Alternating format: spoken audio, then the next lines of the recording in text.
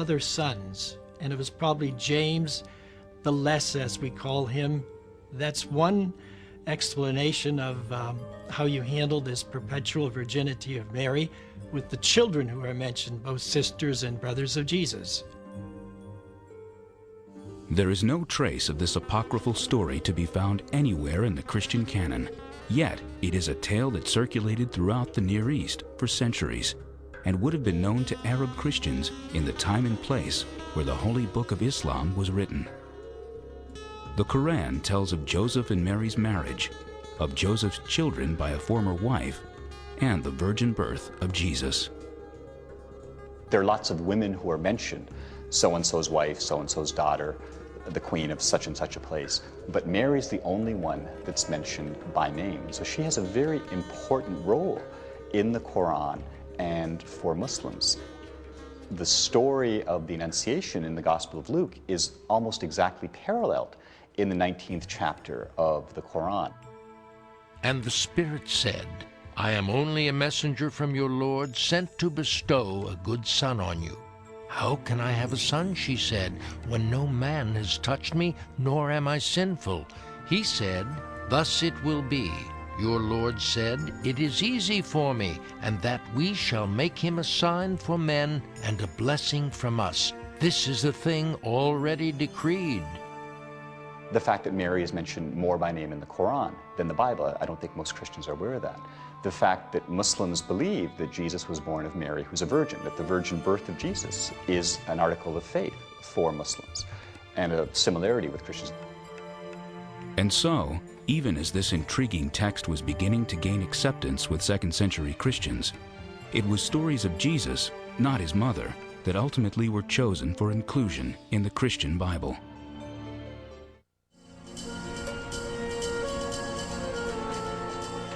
Scholars of the Bible and of the ancient world hope to have, during their lifetime, some kind of a discovery of texts. They hope that there might be some new collection of materials that they might be able to look at. Does ancient wisdom still lie hidden in the sands of the Middle East, waiting to be discovered?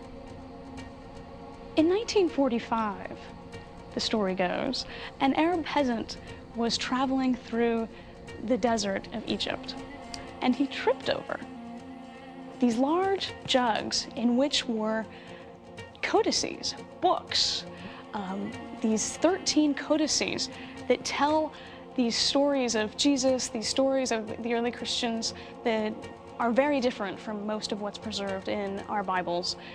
And this story is actually quite engaging because the peasant was apparently involved in a blood feud.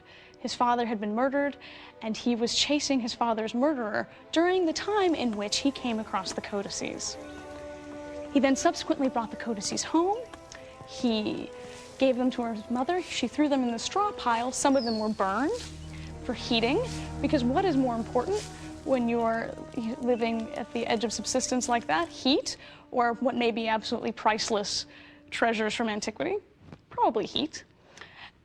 And then the books get into the hands first of a priest and then of a scholar, because he realizes that as he's being chased for having now murdered his father's murderer, that people might very well be coming around to his house, and the books might be seen as contraband. And so they come into the hands of a priest, and then into the hands of a scholar, and then ultimately into the hands of American and European scholars who begin to translate them and publish them. So the discovery of the Nag Hammadi Library is a dream that has come true for people. And as the early scholars glanced at the contents of these books, they were taken in particular by some titles like The Gospel According to Thomas, The Gospel According to Philip, The Gospel of the Egyptians, The Gospel of Truth. These were new Gospels, besides the New Testament Gospels. New Christian interpretations of Jesus that they could look at, and so they gravitated quickly toward these texts. These were texts that not only were forbidden by leaders of the early church, they were never even considered for inclusion in the sacred canon. They were books written by a little-known, 2,000-year-old Christian sect who thrived for a time throughout the Roman Empire. They were called Gnostics, The church fathers said they were heretics. The majority decides what is orthodox and what is heretical. The majority is orthodox, the minority is heretical. The majority goes to heaven, the minority goes to hell for their heresy. The name Gnostic comes from the Greek word gnosis, which means knowledge. Gnostics believed in the basic structure of the Christian faith in terms of Jesus Christ, but had a very different interpretation than what we would call the Orthodox view of Christianity. The creation stories of Genesis, embraced by church leaders, were rejected by the Gnostics. For them, the physical world was a cosmic mistake, created by an evil, lesser God. The Gnostics viewed this world as evil, and even the creator of this world as evil. So ultimately, Christian Gnostics identified the God of what we call the Old Testament as an evil God.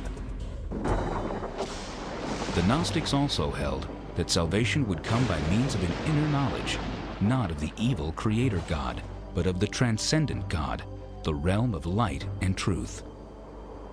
Interestingly, we have some materials from Gnostics indicating that they could be just as evangelical as the next person. We have some sermons where Gnostics would go around and say, "Wake up, brother and sister. Wake up that God within. Wake up that light that is within. You're sleeping, you are ignorant, and it's time to wake up."